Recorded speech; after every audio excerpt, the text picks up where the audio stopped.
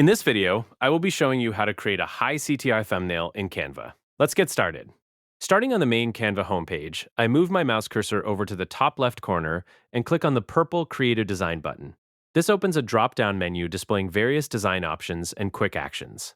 From the list of frequently used formats, I select YouTube Thumbnail, which opens a fresh blank canvas in a new editing tab with the standard widescreen dimensions.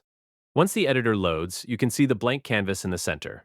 Over on the left-hand navigation bar, there are several tabs like Templates, Elements, Text, and Brand. Instead of picking a pre-made template, I move my cursor down the panel and click directly on the Canva AI tool icon to open its dedicated creation panel.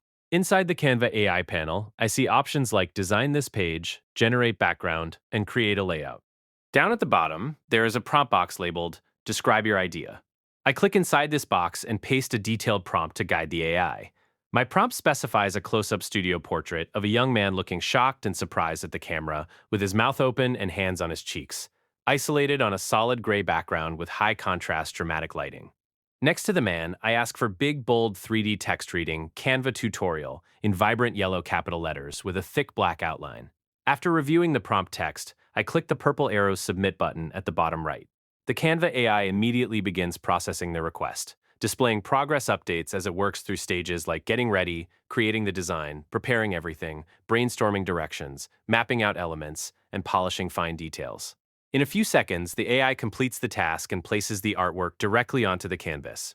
To get a clear view, I click the collapse arrow on the left sidebar to hide the panel. Now on the full canvas, you can see the finished high-impact thumbnail, featuring the shocked facial expression on the left and the bold yellow 3D title text on the right. I click on the elements to inspect the layout, confirming that everything looks balanced and ready to publish. And there you have it. That's the complete process of how to create high CTR thumbnail in Canva.